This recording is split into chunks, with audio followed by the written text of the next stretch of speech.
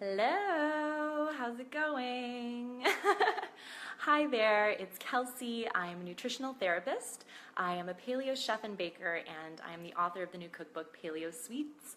And today, as you can see, you are not with me in my kitchen. I'm actually traveling right now. So I wanted to take an opportunity to connect with you guys and get a little bit personal and share my paleo journey with you. And before we dive into the full story, I just want to make sure you can hear me. So if you guys can give me like some thumbs up and let me know that the sound is working and give me some love, that'll make me feel good. And then we can go ahead and get started with this story. So, hey.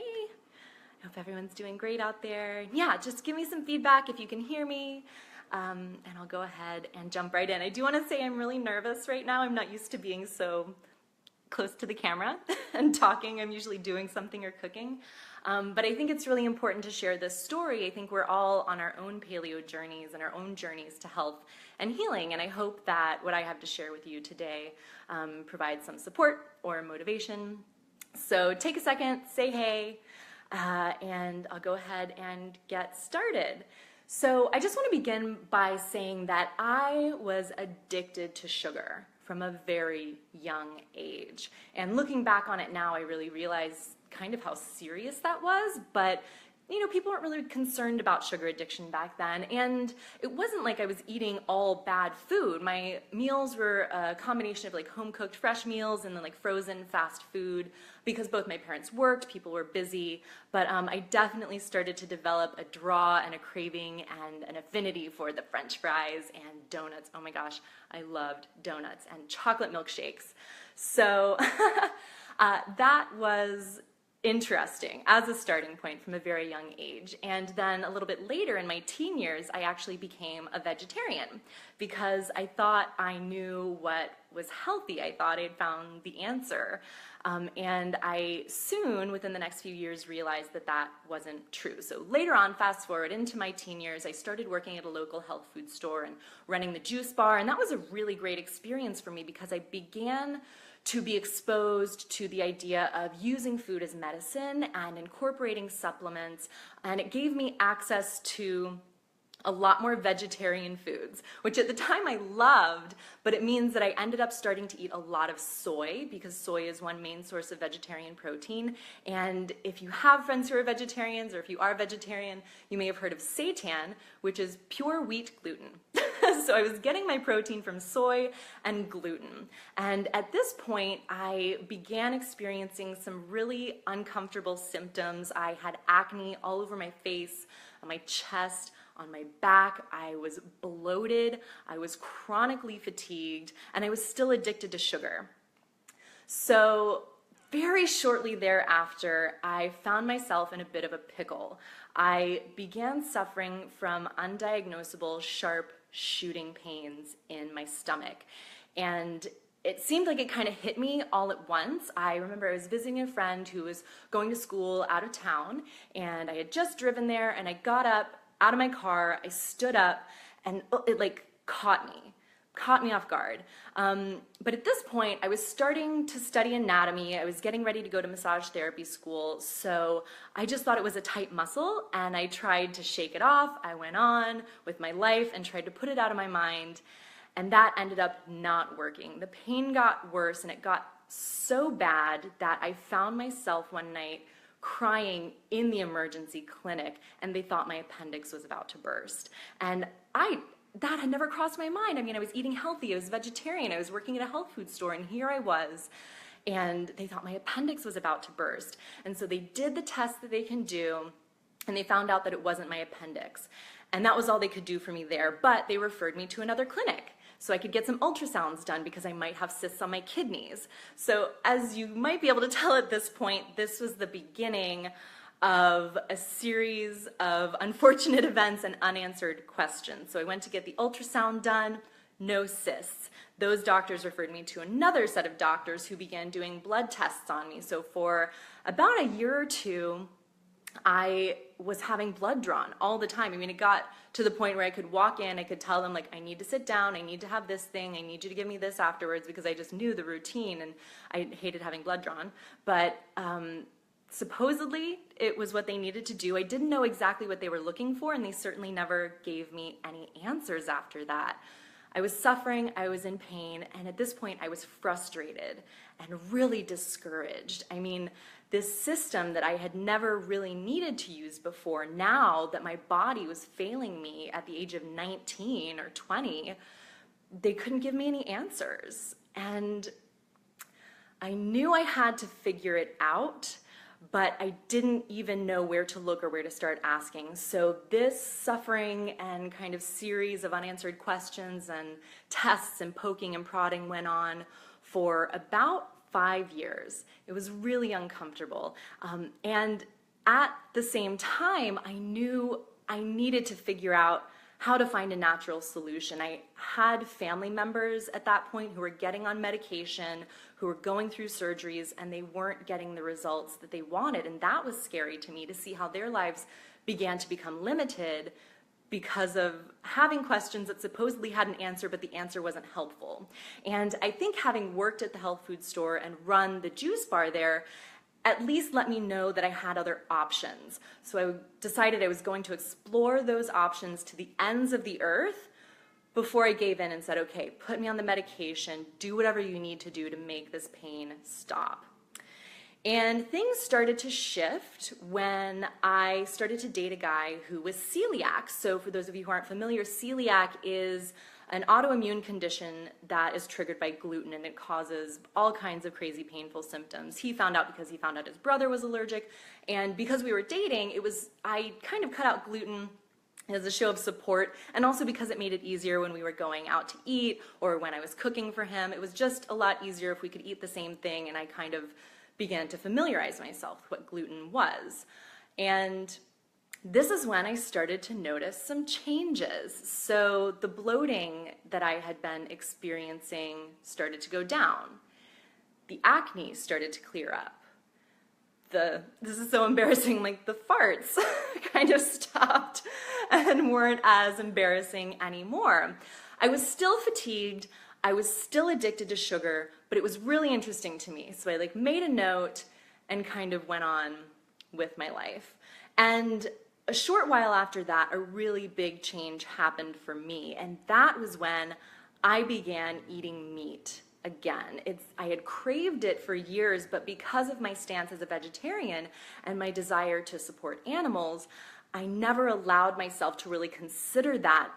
But when you've been suffering and in pain for 5 years, and really for who knows how long these symptoms had been building up, this is the one thing I hadn't tried dietarily. I had been vegan, I had been raw vegan, I had been macrobiotic, I had been strict vegetarian. I had never tried eating meat.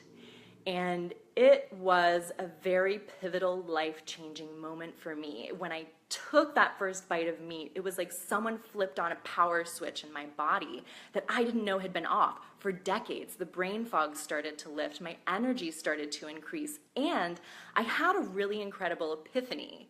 I realized that as much as we think we know what's healthy, our body has really specific nutritional needs that we have to meet in order to be vibrant and in order to experience healing from the inside out. So it took me going against what I believed to really start to experience healing in my body. But the way one person put it that I love, I think it's so succinct, they said that when I was eating to save the animals, I was actually killing the animal within myself. So I thought that was really interesting. I realized that I was doing something now that was really changing my health and my body for the first time in a really long time. So many years I had been waiting for this. So I knew I was onto something. I was like, all right, I'm gonna keep looking out there. And at this point, I kind of became aware of the paleo diet just through blogs and Googling and research, and it was starting to become a little bit more popular, and there was this Primal website that I thought the guy sounded really educated, and I was interested again. I'm like, okay, I'm interested in now the science of nutrition, not about the fad diets that people say are healthy and the new acai berry and the new this and the that, but what's actually going on in my body and what can I do to heal it? So this information seemed really interesting to me, but at that time I still was not super on board with the whole paleo diet thing because I thought it sounded so restrictive. But again, I was open. I was interested, and so I began to do a little bit more experimenting. I didn't really think I had a sensitivity to dairy, but I decided to do a test and cut it out. And boom, the pooch that I had had for I don't know how long, because I had never not had it, was gone.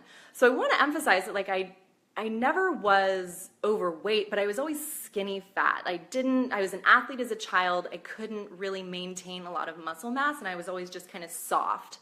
So I cut out dairy, I started adding in meat, I cut out gluten, I started seeing tone, muscle tone when I went to the gym.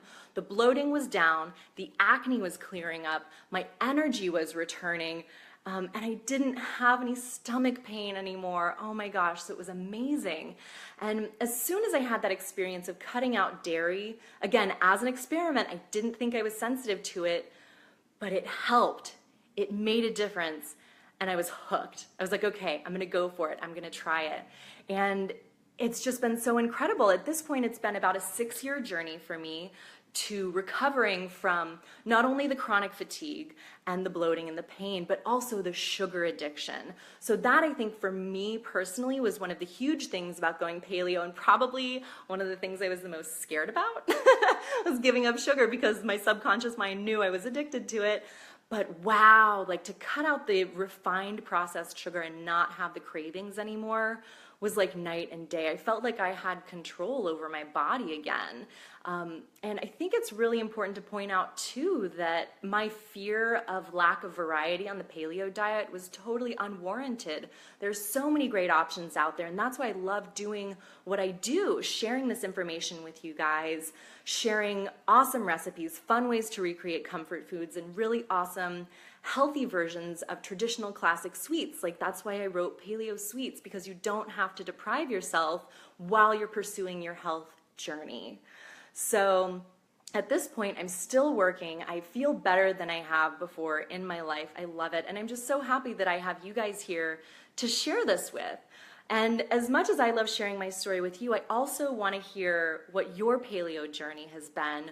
What brought you to the paleo diet, and what are your health goals for yourself? I get a lot of emails from people who are diabetic, or they have a spouse who's diabetic, or friends, family members, loved ones who are diabetic and working with blood sugar issues. I hear from people who are experiencing arthritis or inflammation, or even weight loss is a really big one.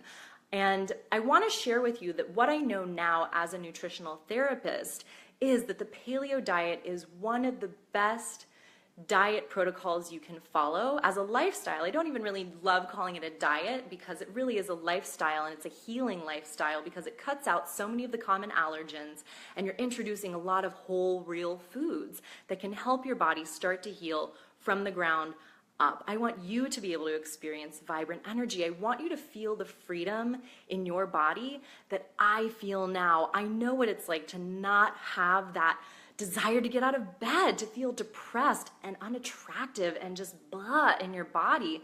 And I want you to know that there is a natural solution. I'm here to support you in your journey. The whole PaleoHacks community is here to support you in your journey. And if you want to get started today, you can grab your free copy of Paleo Sweets, delicious, yummy desserts, so you can have your cake and still be paleo. It's free. All you have to do is pay shipping. But I would love to be able to share my work with you. And again, thank you so much for letting me share my story with you. It's funny, it went by so much more quickly than I thought it would.